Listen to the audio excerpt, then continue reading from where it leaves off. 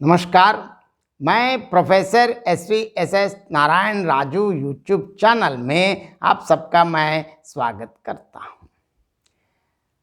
संत श्री गोस्वामी तुलसीदास द्वारा रचित श्री रामचरितमानस के पंचम सोपान सुंदरकांड से संबंधित विभिन्न पदों की व्याख्या की इस श्रृंखला में आज मैं और एक पद की व्याख्या करने जा रहा हूँ। अब लंका में क्या क्या हो रहा है अब तुलसीदास जी के शब्दों में देखेंगे। सोई रावण कहु बन सहाई, अस्तुति करहि सुनाई सुनाई। अवसर जानि विभीषण आवा, भ्राता चरण शीस तेहि नावा। पुनि सिर नाई बैठ निज आसन, बोला बचन पाई अनुशासन। जौं कृपाल पूछहि मोहि बाता, मति अनुरूप कहूँ हित ताता। जो आपन चाहै कल्याणा, सुजसु सुमति शुभ गति सुख नाना। सो पर नारी लीलार गोसाई, तजव चौती के चंद किनाई। 14 भुवन एक पति होई, भूत द्रोह तिष्ठई नहीं सोई। गुण सागर नागर नर जों, अलप लोभ बल कहई न कोवु। काम क्रोध मद लोभ सब नाथ, नरक के पंथ सब परिहरि रघुबीर ही बजहु, बजहि जेहि संत। देखिए, अब एक एक जैसे मंत्री लोग तो उनको गलत रास्ते में लेके जा रहे हैं, उनकी प्रशंसा कर रहे हैं, तो आगे विभीषण आकर क्या किया है, लेकिन अब तो होने जा रहे हैं तो विनाश काले विपरीत बुद्धि, वो कहाँ सुनने वाले हैं, अब देखेंगे। सोई रावण कहु बन सहाई, स्तुति करहि सुनाई सुनाई। अवसर जानी विभीषण आवा, भ्राता चरण शीस तेहि नावा। देखिए, रावण के लिए भी वैसा ही संयोग आ बना। मंत्री परिषद उसे सुना सुना कर स्तुति करते हैं, क्योंकि अब कुछ नहीं होगा, अब नर वानर से क्या हो जाने वाले हैं। लेकिन सही समय जानकर विभीषण जी आए और उन्होंने आते ही क्या किया, देखिए, बड़े भाई रावण के चरणों में सिर नवाया, क्योंकि बड़े भ्राता है तो उनको नमन किया। और क्या कहा, पुनि सिर नाई बैठ निज आसन, बोला बचन पाई अनुशासन। जौं कृपाल पूछिहु मोहि बाता, मति अनुरूप कहूँ हित ताता। फिर वे सिर नवाकर अपने निजी आसन पर जा बैठे और रावण की आज्ञा पाकर बोले। देखिए, भाई हैं, लेकिन राजा जो सभा की जो मर्यादा है उसके अनुसार उनसे आज्ञा लेकर कहना आरंभ किया। हे कृपालु, जब आपने मुझसे राय पूछी ही है तो हे तात, मैं अपनी बुद्धि के अनुरूप आपके कल्याण की बात मैं जरूर कहना चाहता हूँ। क्या कहना चाहते हैं, देखिए।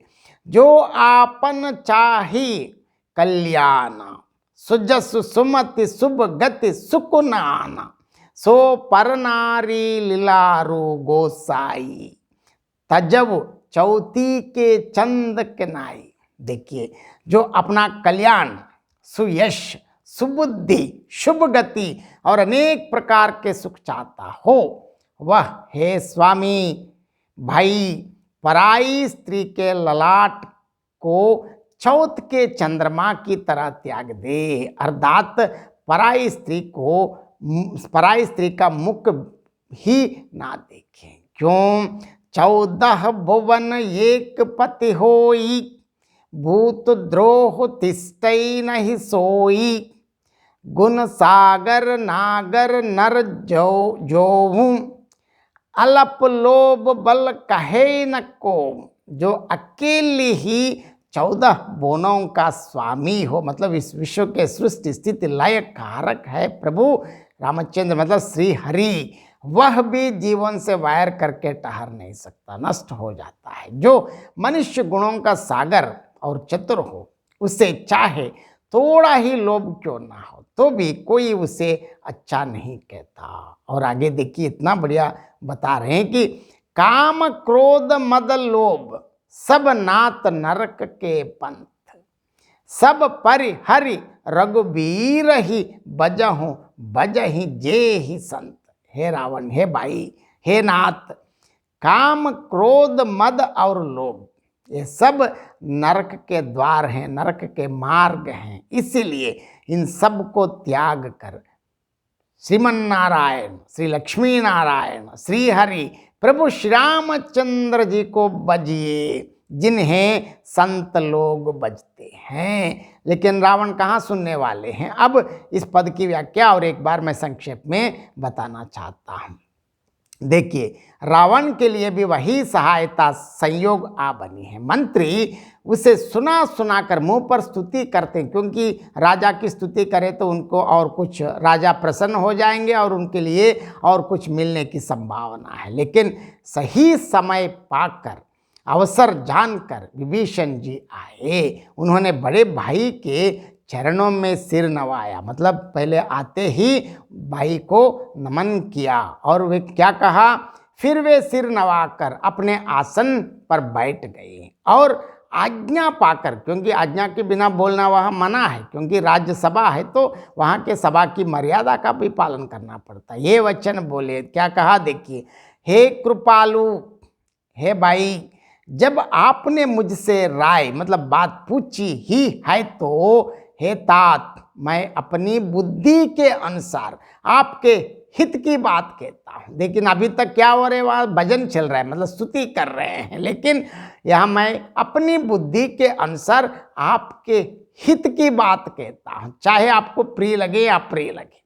देखिए, जो मनुष्य अपना कल्याण, सुंदर यश, सुबुद्धि, शुभ गति और नाना प्रकार के सुख चाहता हो, वह हे स्वामी परस्त्री के ललाट को चौथ के चंद्रमा की तरह त्याग दे। क्योंकि पराय स्त्री के लोभ में मत पड़ना, क्योंकि हम सब जानते हैं कि जैसे लोग चौथ के चंद्रमा को नहीं देखते, अशुभ माना जाता, उसी प्रकार परस्त्री का मुख ही ना देखे। परस्त्री गमन पाप है।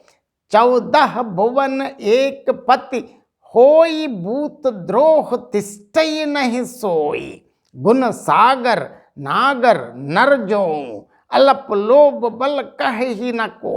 मतलब 14 बोनों का एक ही स्वामी है, श्रीमन नारायण प्रभु श्री रामचंद्र जी है। वह भी जीवन से वायर करके ठहर नहीं सकता है, मतलब प्राणी से वायर ठीक है, मतलब नष्ट हो जाता है। जो मनुष्य गुणों का समुद्र और चतुर हो, उसे चाहे थोड़ा भी लोभ क्यों ना हो तो भी कोई भला नहीं कहता। इसलिए आप क्या करना है, अभी देखिए रावण को विभीषण इतने अच्छे अच्छे शब्द सुनाने पर भी रावण सुनने के लिए तैयार नहीं है। क्या कहा, अब देखिए, काम क्रोध मद लोभ सब नात नरक के पंथ, सब परिहरि रघुबीरहि बजहु बजहि जे ही संत। देखिए, रावण को इतना बढ़िया, क्योंकि वो चाहते हैं कि भाई के लिए प्रीति ही नहीं, भाई के लिए जो सही है उनकी, क्योंकि भाई ही नहीं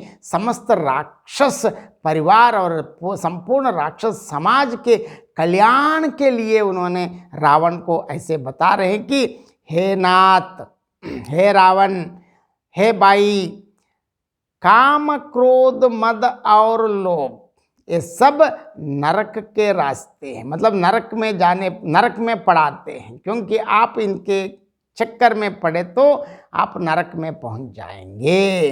काम क्रोध मद लोभ सब नात नरक के, नरक के द्वार हैं ये सब।